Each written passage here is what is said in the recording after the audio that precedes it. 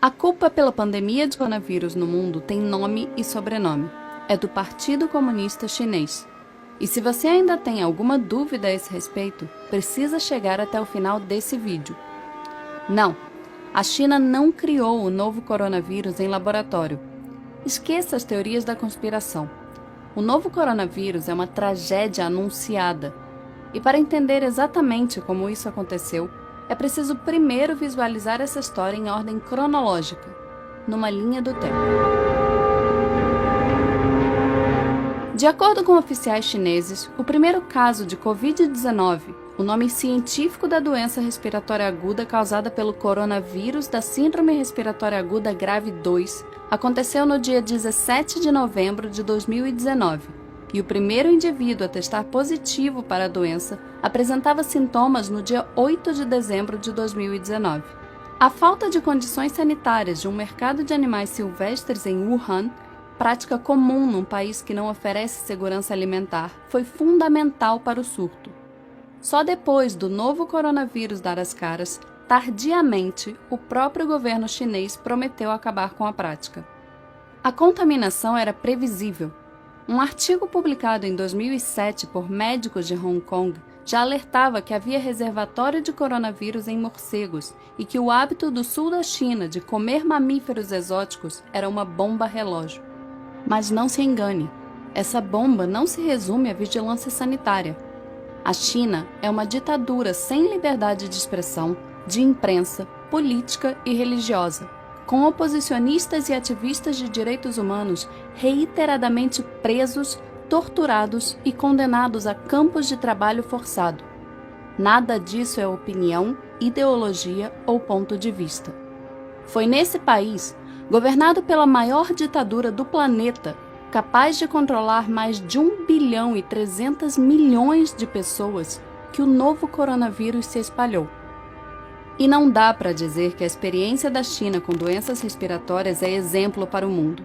Há míseros 18 anos, as informações sobre um outro coronavírus, a SARS, já haviam sido reprimidas pelo governo chinês, condenando centenas de pessoas à morte. Tardiamente, o próprio Partido Comunista admitiu os erros e demitiu o ministro da Saúde e o prefeito de Pequim. Disse que a história serviu como lição. Não serviu. Mas não é difícil entender por que esse cenário acontece. Como a principal preocupação de uma ditadura é com a estabilidade do regime político, com a manutenção do poder de seus principais figurões e não com o bem-estar da população, sem enfrentar grandes resistências, líderes autoritários têm incentivos para negligenciar problemas que afetam sua imagem. Foi exatamente isso que aconteceu na China com o novo coronavírus. No dia 30 de dezembro de 2019, quando a Covid-19 adoeceu 7 pacientes em um hospital de Wuhan e um médico, Li Wenliang, tentou avisar outros médicos do problema, a polícia chinesa o obrigou a assinar uma declaração de que seu aviso constituía, abre aspas, comportamento ilegal. Li Wenliang e outros 7 médicos de Wuhan foram obrigados a assinar um documento admitindo, abre aspas, espalhar mentiras. Foi negligência a céu aberto.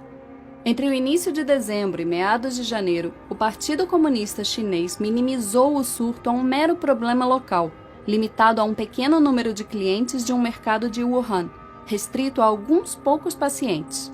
Qualquer que fosse a causa da doença, não era nada parecido com SARS. O problema é que tinha tudo a ver com SARS. No dia 26 de dezembro de 2019, um técnico de um laboratório contratado por hospitais de Wuhan disse que sua empresa recebeu amostras de pacientes da cidade e chegou a uma conclusão impressionante. Elas continham um novo coronavírus com uma similaridade de 87% com a SARS.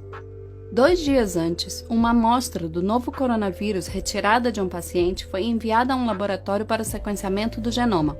Os resultados ficaram prontos no dia 27, mas as autoridades de Hubei, a província onde fica a cidade de Wuhan, ordenaram que ela fosse simplesmente destruída. Em pleno mês de janeiro, a polícia chinesa ainda controlava as informações, tratando o novo coronavírus como um mero boato. Em Wuhan, esse era o discurso oficial. A polícia apela a todos os internautas para não fabricarem rumores, não espalharem rumores, não acreditarem em boatos. E aqui cabe um parêntese. O Partido Comunista Chinês promove o maior ato de restrição à liberdade de expressão da história da humanidade. Cerca de 50 mil censuradores participam do processo de controle da internet no país, conhecido como Grande Firewall da China. No país, são oficialmente proibidos serviços como Google, Gmail, Facebook, YouTube, Wikipedia, Reddit, Instagram, Twitter e WhatsApp. Como o governo monitora os aplicativos permitidos, acaba controlando todo o conteúdo online e o tráfego de informações. E a vigilância não permanece restrita à internet. O Partido Comunista Chinês também controla todas as principais redações de jornal do país. Segundo a Reporters Without Borders, em 180 países listados, a China é o 177º em liberdade de imprensa. Não há acesso no país à BBC, New York Times, The Guardian, Wall Street Journal, Reuters, Time ou NBC. Controlando a internet e os veículos de imprensa, o Partido Comunista Chinês não teve qualquer dificuldade em atrapalhar o fluxo de informações da população sobre o coronavírus, colaborando ativamente para que o surto se transformasse numa pandemia. Li Wenliang, um médico whistleblower citado há alguns minutos nesse vídeo, só foi liberado da prisão no dia 3 de janeiro de 2020, depois que assinou um documento assumindo a prática de atos ilegais. Li contou à CNN que sua família se preocuparia se ele perdesse a liberdade. Como consequência da exposição ao vírus, isolado no trato de seus pacientes, Li acabou contraindo o novo coronavírus e falecendo aos 34 anos. Outro médico, Wang Guangbao, admitiu mais tarde que a especulação sobre um vírus semelhante a SARS era forte nos círculos médicos no início de janeiro desse ano, mas que as detenções dissuadiram muitos, inclusive ele próprio, de falar abertamente a respeito. E a comunidade médica não foi a única classe acossada pelo Partido Comunista. A imprensa independente, escassa no país, também sofreu represálias. Em fevereiro, 2 jornalistas chineses, Fang Bin e Shen Qiuxi, desapareceram depois de trabalharem na cobertura do coronavírus em Wuhan e denunciarem as supressões de informações e as ameaças do governo. Qiuxi entrou no topo da lista da One Free Press Coalition. A China só declarou emergência no longínquo dia 20 de janeiro. Quando Wuhan foi isolada 3 dias depois, já era tarde. O vírus estava sendo espalhado por todo o país, levado pelos 400 milhões de chineses que se preparavam para viajar para comemorar o Ano Novo Lunar, pronto para alcançar os 4 cantos do planeta. Durante quase 2 meses, enquanto o vírus se alastrava, o Partido Comunista Chinês aprisionou e intimidou médicos e jornalistas, controlou o fluxo de informação, minimizou os riscos do surto, não ampliou leitos de UTI, nem combateu mercados silvestres. Xi Jinping, o presidente da China, secretário-geral do Partido Comunista Chinês, comentou publicamente pela primeira vez sobre o novo coronavírus apenas no dia 20 de janeiro, mas já no dia 7, quase 2 semanas antes, durante uma reunião do partido, ele admitiu num discurso interno conhecimento do, abre aspas, novo coronavírus. Nesses 13 dias, enquanto negava o surto, o Partido Comunista Chinês organizou 2 grandes reuniões em Hubei e reuniu mais de 40 mil famílias num banquete em massa em Wuhan, na tentativa de bater um recorde mundial. Xi Jinping poderia ter evitado a pandemia.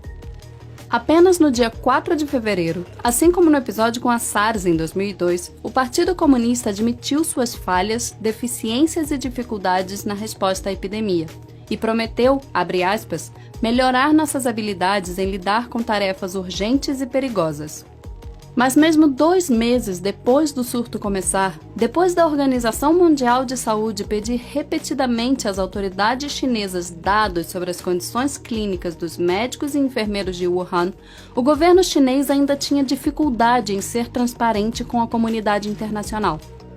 Repetindo as trapalhadas do Politburo soviético no acidente nuclear de Chernobyl em 1986, o Partido Comunista Chinês é indiscutivelmente o grande responsável por negligenciar um surto em tão local, reiteradamente ignorado pelas autoridades, transformando o novo coronavírus numa pandemia global.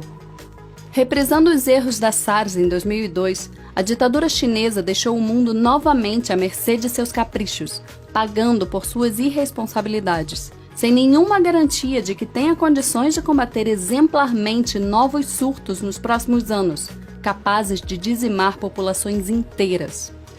É exatamente por isso que a culpa pelo novo coronavírus tem nome e sobrenome, e que se há outros líderes políticos negligenciando e sabotando o combate ao surto, é tão importante responsabilizar os principais autores políticos dessa pandemia.